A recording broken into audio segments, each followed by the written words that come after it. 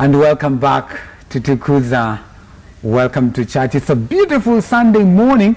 We want to apologize for the technical hitch we had earlier on, and as a result of that we will not have Sunday school. We'll make sure that the children come next Sunday. We fellowship together with them. That's Destiny Children's Home all the way from Komarok. We'll also not have a gifted today. And today we were supposed to have a very unique kind of a gift, so we'll be having that next week. So good things lined up for you next week. But right about now is a time where, you know, that segment you love, you get to hear what God is doing in the lives of his people, and it's my testimony. And we had told you earlier, right here on Tukuza, we've never done, you know, this, a Westgate story where someone survived. But the unique thing about this story is that she did not just survive, but even after what happened at Westgate, something else happened that changed the life of this girl or this lady. So that is what we have today. And we have Shirley. Karibu sana, Shirley. Good to have you. You well? Thank you. I'm very well. Uko blessed. Amen. Umekuwa tu naomba. Hii testimony lazima tu share. Yeah. And it's good to have you. Thank you. I think for the benefit of our viewers, probably you can just start by introducing yourself. My name is Shirley Nailantei. I'm born again. I love God. I have a company. I have a group of companies. That is Convert Group. We do travel, we do events management, and we do interior design. Okay. Yeah. God amekubless. I thank God. God amekubless. I thank God. Yes. So probably just give us a brief about where you've come from before we get to that specific day when you went to Westgate Mall. I have always loved God. Let me just say that. My testimony is brief before Westgate. I was just a God lover and doing my business, you know, and having it grow. Started my company when I was 25 years, pretty young. But I thank God for everything. Right. Yeah. So this morning, Saturday morning, yes, you wake up early and you decide to leave the house. I went to the balcony of my house, and my house was not very far from Westgate. So it was actually a 2 minutes walk. And I always used to tell people, my kiosk is Westgate. It was that near. So when I went to the balcony, it looked like it wanted to rain. It didn't want to rain. And if you're spiritual, you understand some things. And for me, I understood the day was not normal. I couldn't place it, but it was just a very dark day. Darkness. There was just something. It's like a cloud was hanging, but I couldn't just understand what that was. Yeah. So I decided to go to the salon. So I go to Nakumat, UK. I don't get M-Pesa. So the other option is to go to Westgate. Right. My spirit was still not okay. I didn't know why, because this was home for me. Every Saturday, I would be in Westgate. So I'm there at 9 at cafe. I check my emails. I meet my clients. I go upstairs, maybe have lunch in Java, come down, go to Nakumat. My life was pretty much rolled around, Westgate. So everyone who knew me knew that I must be in Westgate, and they were not wrong. Yes. Okay. So I go to Westgate, and then I decided, why not go upstairs to Java? I go to Java, and I see so many kids, because there was a function going on. Right, a cookout. A cookout for the kids, and this media girl was doing it.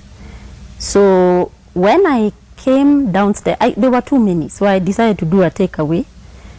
And when I was in the lift, I actually met one of the organizers. Unfortunately, she died. It was in the media. So she asked us, you know, come for the cookout, and she was really, really happy that day. We said, okay. Well, we were 6 of us. Going downstairs now to queue, something happened, because a lot of people who I have had are survivors. They don't talk about this. There was actually a queue that they made. The lights were switched off. Okay. So the lights this time go off. around you're going down so that you go to the M-Pesa office. The M-Pesa is right outside Nakumatt. Okay. Right? By the door where the elephants were. Right.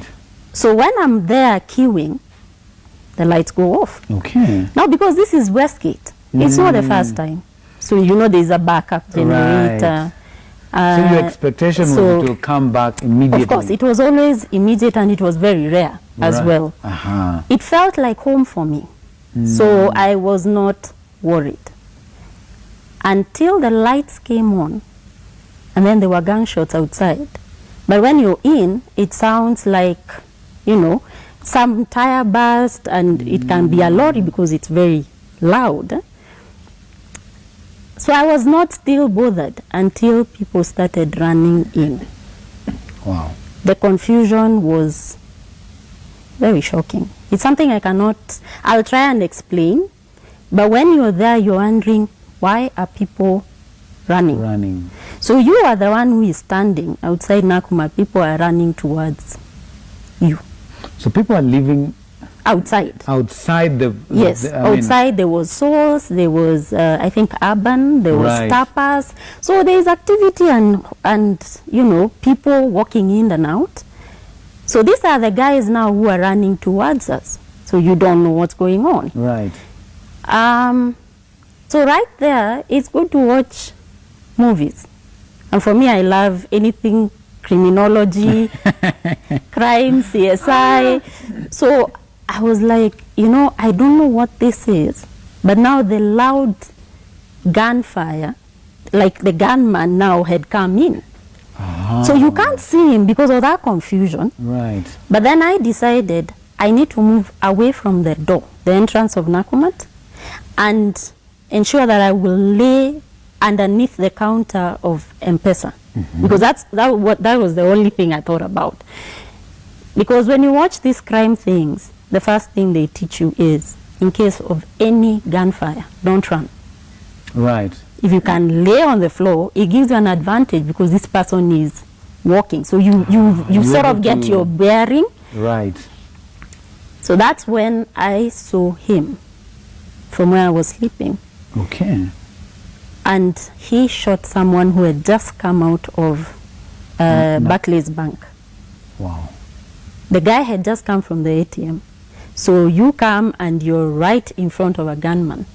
The first thing you do is you raise your hands, and that's what he did. And he shot him at the head. Wow. Right at the head, and the guy is falling. I'm thinking, what is going on? You know, first you're scared, you're panicked, you're not sure. So because it happened outside Barclays, my first instinct is to tell me what? It's a bank robbery. So that's what I was thinking. Until he began spraying bullets everywhere. The guy was trigger happy. I mean, you know, he had this happy look, like a baby with a toy. Yes, and he was spraying as much as people are running wherever. If it hits you, child, adult, really, he didn't care. At this point, you're still down there. I'm still down there. Happening. Yes, and you see now, the problem with Kenyans, and I'm not saying Kenyans are problematic, and I think it's people in general, you want to see what's going on. So now the people inside Nakumatt are running out. To see what's happening. The ones outside are running in. I'm there, I'm wondering.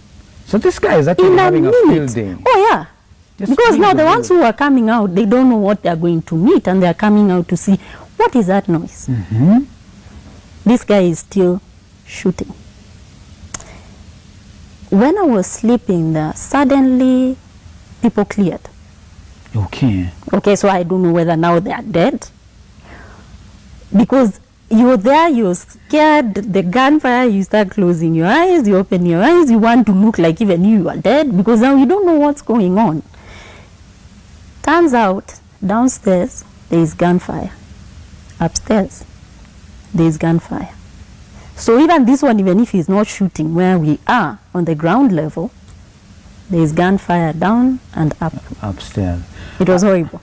At this point, what are you thinking? Are you still thinking this is a bank robbery for me? But then I'm wondering, why downstairs, you know, and why up? It wasn't really making sense to me. Okay. But then, until I saw someone else who I saw in the papers, a bit of an influential guy who died, God rest his soul. That time, people have cleared. Now it's only me. And then there is someone else by the elephant. Again, I came to see that guy also lost his life. And he's asking me, what's going on? Of course, I don't know what's going on. He's expecting me to, because I'm on the opposite side, at least to see more.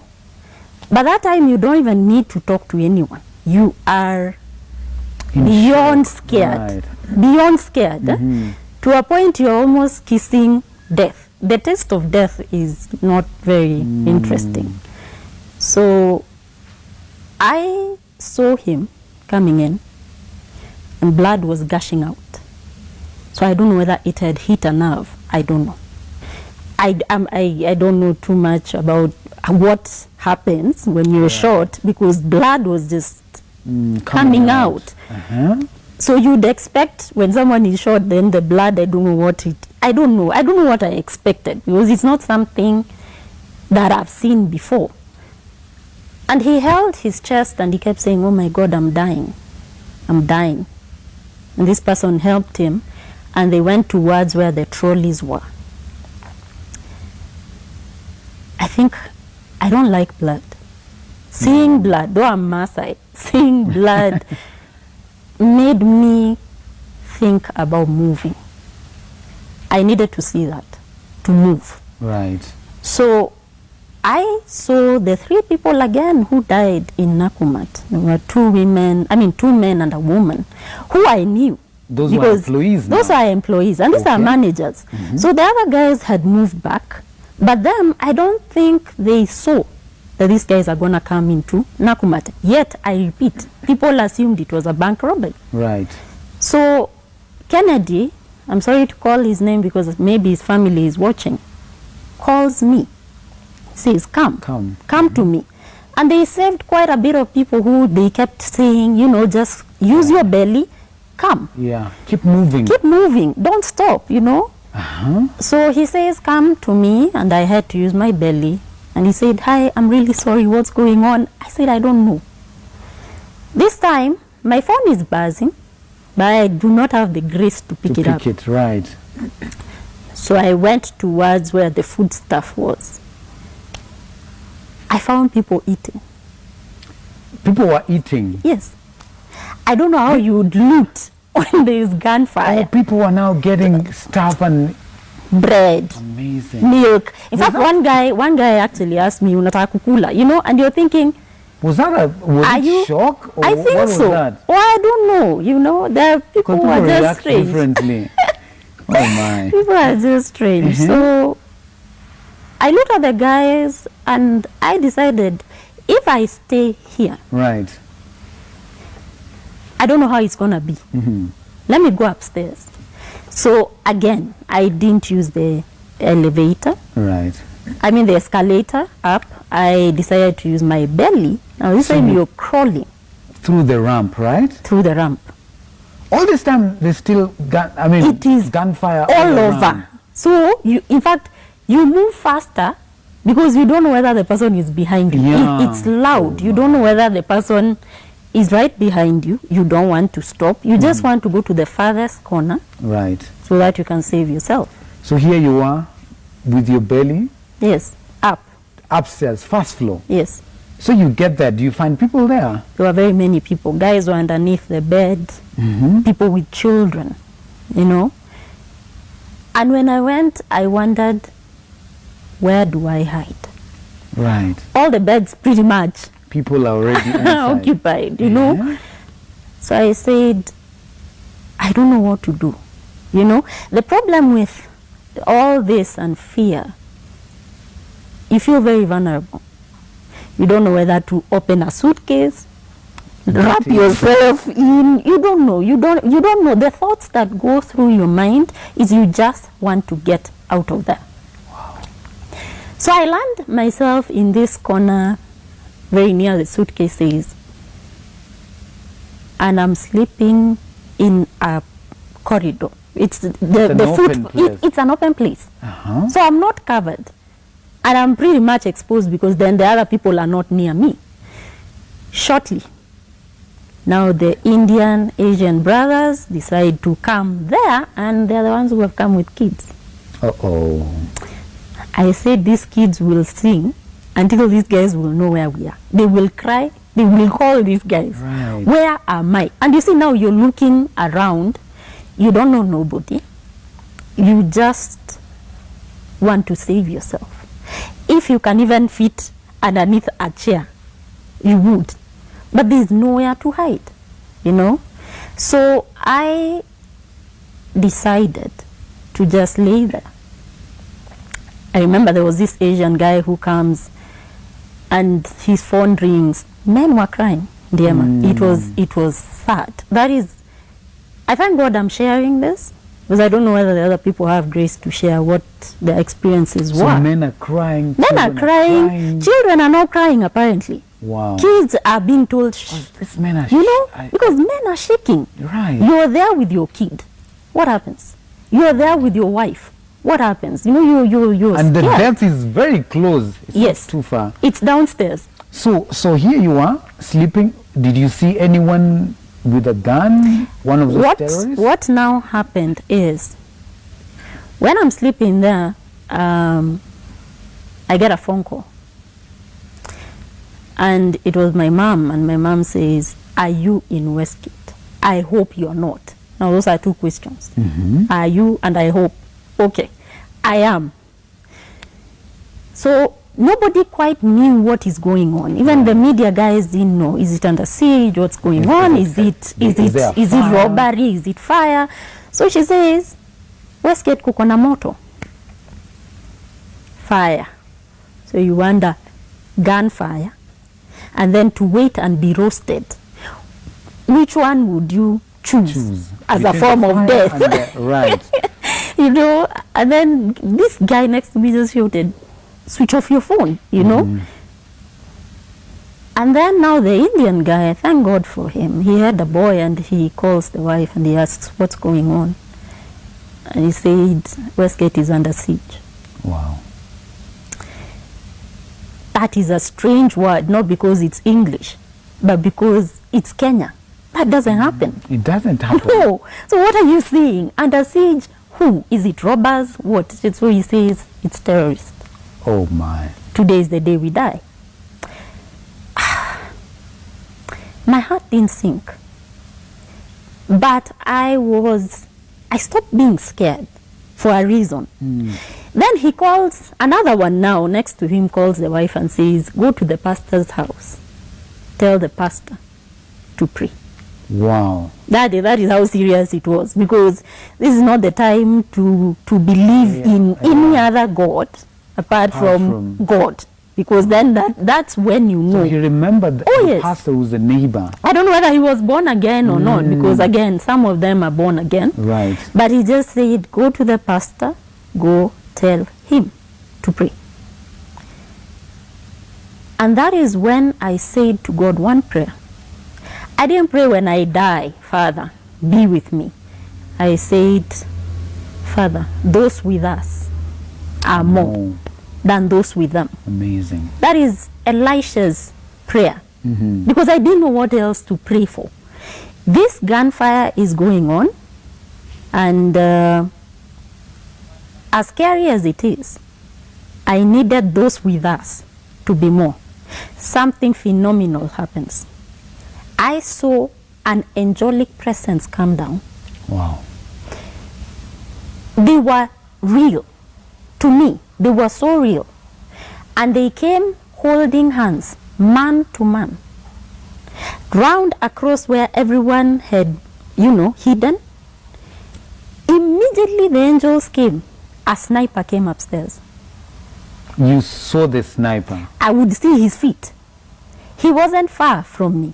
Where the DJ is and where I am, how far is that? That's you close. can turn and see the person. About 5 meters or so. But what the angels did, they were not facing us. Because those with us are more than those with them. So what do angels do? They look at him, but they are holding hands. So the guy is outside. He's outside the protected cloud. Let's say that. We were there for 5.5 hours. Children slept. For Men 5.5 slept. I'm telling hours. you, Anthony, there was peace on first floor that has never been experienced. And you know, Shirley, we hear those stories. Yes. And I believe it, that each one of us is an angel and who protects us. Of course. So you actually saw angels protecting and putting a guard, right? Those with us. It's more. More. Because what happened when you read the book of the story of Elisha, he actually had to pray for Gehazi's eyes to be opened, for him to see the angelic presence with them. For me, it was just faith. I didn't know what else to do, because Right. then you know, what else can you do? That was the only option you had. I mean, you can't What run, else you can can't you do? walk. Yeah. And you're seeing a sniper right there. Shooting people downstairs. So the The guy was shooting on target. Oh Okay? my. So when the gunfire began, it was continuous. After an hour and a half or so, it was now shoot on target. It's like we are playing the paintball. So if I don't see you, I don't shoot. But if I see you, I shoot. When he's upstairs, if you raise your head, or I don't know what people are doing, they are shot. Upstairs, And he's on it's- first floor. I'm telling you, it's gunfire Guys, everywhere. the children are not crying. The Baby men are- slept. The men who were crying were calm. The women slept. People had such peace. Okay. We come back in a short while with Shirley. So here you are 5.5 hours. There's someone there who's a sniper shooting Yes, downstairs. yes. But the guy is not reaching you. So what we'll want to understand is, after now after the 5.5 hours, exactly what happened? How did they leave? And she definitely had to leave. That's why she's here today. She did not die. So we want to know that. And after that, we want to understand what exactly happened after this entire ordeal. Was that the end of challenges in her life? We are taking a music break. We'll be back in a short while.